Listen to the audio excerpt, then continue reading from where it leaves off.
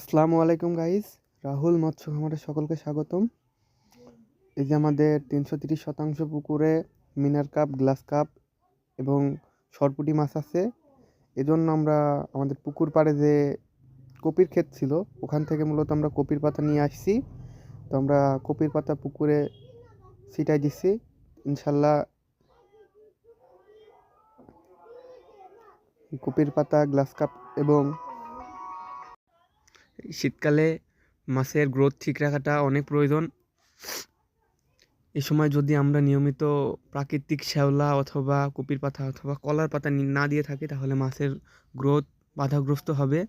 এজন্য আমরা যেহেতু খালবিল শুকাই গেছে এবং প্রাকৃতিক শ্যাওলা পাওয়া যাচ্ছে না, তাই আমরা প্রাকৃতিক শ্যাওলার বিকল্প হিসাবে কলার পাতা এবং এর পাশাপাশি কপির পাতা ব্যবহার করছি।